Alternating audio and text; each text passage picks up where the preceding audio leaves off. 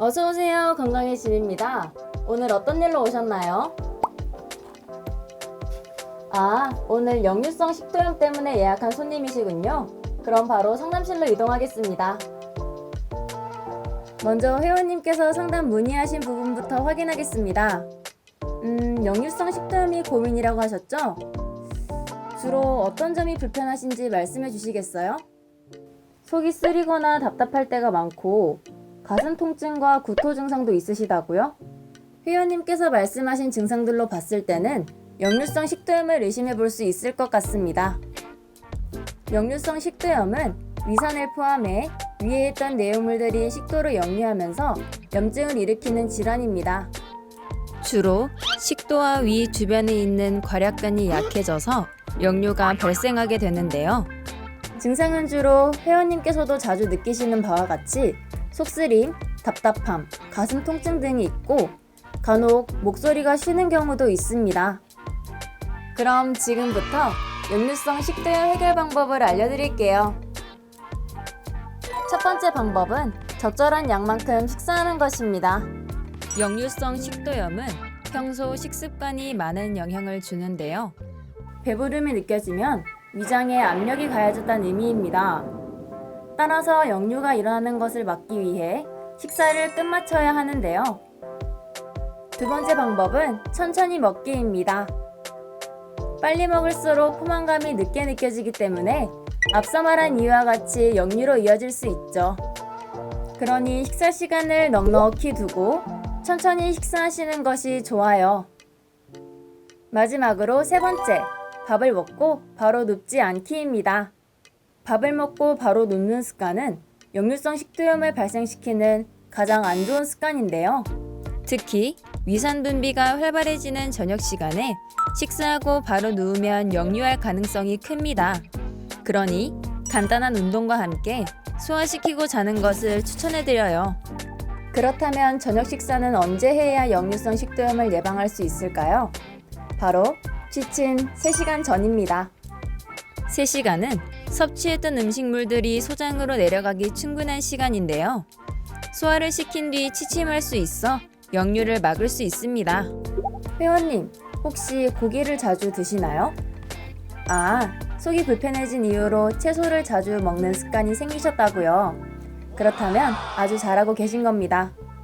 육류와 같이 단백질과 지방이 많은 음식은 위산 분비를 더욱 자극하기 때문에 역류성 식도염에 좋지 않아요. 역류성 식도염이 있을 때는 과일을 먹는 것도 조심해야 합니다. 위산 분비를 자극하는 산도가 높은 과일보다 바나나처럼 산도가 낮은 과일을 먹는 것이 좋아요. 특히 바나나는 식이섬유와 펙틴을 많이 함유하고 있어 위를 편안하게 해주기 때문에 즐겨 먹는 것을 추천해드려요. 또한 잦은 알코올 섭취는 절대 금지입니다. 알코올은 근육을 늘어지게 만들기 때문에 식도 괄약근이 느슨해져 역류를 일으키는데요. 일반적으로 우리 몸은 염증을 스스로 치유하는 능력을 갖추고 있습니다.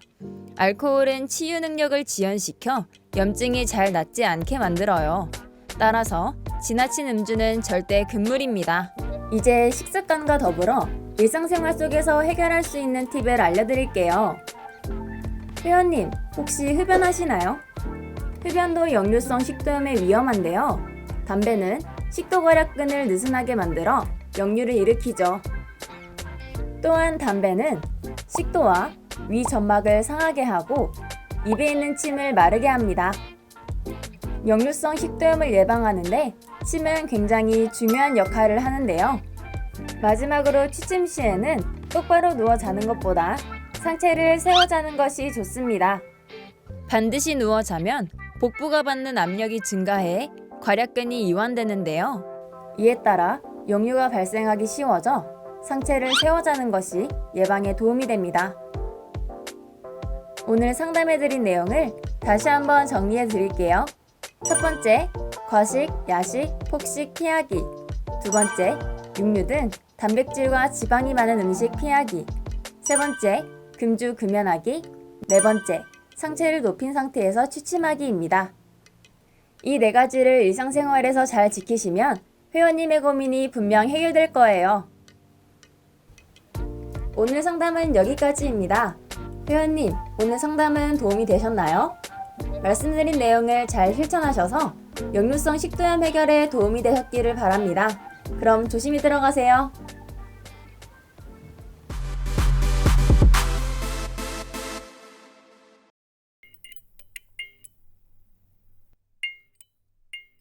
CUB Science Investigation 요원 조수연입니다. 오늘의 임무는 무엇입니까? CUB 과학수사대 지금 바로 출동하겠습니다. 첫 번째 임무는 싱크대 배수구의 냄새와 얼룩을 제거하는 것이군. 이 임무는 과탄산소다를 사용해서 해결해 보겠습니다. 우선 휴지와 일회용 비닐봉지 2개, 그리고 종이컵 1개와 과탄산소다, 마지막으로 뜨거운 물을 준비해주세요. 휴지를 배수구 구멍 크기에 맞게 말아서 일회용 비닐봉지 속에 넣어줍니다. 그 다음 종이컵에 과탄산소다를 1컵 부어주면 준비 완료! 먼저 휴지를 넣은 일회용 비닐봉지를 배수구 물이 새지 않게 꼼꼼히 막아주세요. 그 위에 과탄산소다 1컵과 뜨거운 물을 부어줍니다. 마지막으로 남은 일회용 봉지 하나를 이용해 배수구를 덮어주세요. 시간이 지나 거품이 올라오면 비닐봉지를 걷어내고 물로 헹궈주면 싱크대 배수구 세척 성공! 과탄산소다는 물과 만나면 과산화수소와 탄산소듐으로 분리가 된다고 해요. 이때 과산화수소에서 나오는 활성산소가 얼룩 제거, 표백, 탈취 및 살균 작용을 일으켜 배수구를 깨끗하게 해준답니다. 여기서 주의할 점, 과탄산소다는 알칼리성이기 때문에 물과 만나면 물이 공기 중으로 증발하게 되는데요. 이는 피부와 직접적으로 닿게 되면 좋지 않으니 환기를 하고 고무장갑은 필수로 착용해야 합니다. 그럼 첫 번째 임무 성공! 다음 임무는 전자레인지에 찌든 때를 제거하는 것이군. 이제 이 정도는 쉽게 해결할 수 있지. 이번 임무는 베이킹소다와 식초를 이용해 해결해 보겠습니다. 먼저 전자레인지와 베이킹소다, 그리고 물과 식초, 마지막으로 컵을 준비해주세요. 컵에 베이킹소다와 물, 그리고 식초를 1대1대1 비율로 섞어주면 전자레인지 청소액 완성! 베이킹소다를 이용해 화학적 비누화 작용을 일으켜 찌든 때를 없앴는데요. 여기서 화학적 비누화 작용이란 베이킹소다가 물 같은 액체와 섞인 수용액 상태가 되면 나트륨이온, 탄산, 수산기이온으로 구성된 약알칼리성 용액으로 변하게 되는 것입니다. 이 중 수산기이온이 기름을 지방산으로 만드는데 이때 지방산이 나트륨 이온과 만나 비누 형태가 되어 기름때를 없애는 데 도움을 준다고 해요. 또한 식초의 주성분인 초산이 살균과 해독 작용으로 전자레인지 안의 냄새를 제거하게 되는 것입니다. 그럼 이제 아까 만든 청소액을 전자레인지에 넣고 3분 동안 돌려줍니다. 3분이 끝난 후 전자레인지를 열어보면 곳곳에 수증기가 맺혀 있을 텐데요. 이때 수세미나 행주로 찌든 기름때를 닦아주면 전자레인지 세척 완료! 이렇게 하면 베이킹소다와 식초를 이용한 두 번째 임무도 성공! 마지막으로 텀블러 내부를 세척하는 임무만 남았군. 이번 임무까지 성공적으로 완수하면 임무 달성률 100%다. 마지막까지 화이팅! 그럼 이번 임무는 달걀 껍데기를 이용해 해결해 보겠습니다. 준비물은 텀블러와 깨끗하게 씻어 말린 달걀 껍데기만 준비해 주시면 되는데요. 준비물 하나로 세척이 가능한지 궁금하시죠? 저 요원 조수연이 달걀 껍데기만을 이용해 텀블러 내부를 충분히 세척할 수 있다는 걸 보여드리겠습니다. 먼저 달걀 껍데기 3개에서 5개를 준비해 주세요. 그런 다음 달걀 껍데기를 적당히 부숴주면 텀블러 내부 세척하기 준비 완료! 이제 이 달걀 껍데기를 텀블러에 넣어줍니다.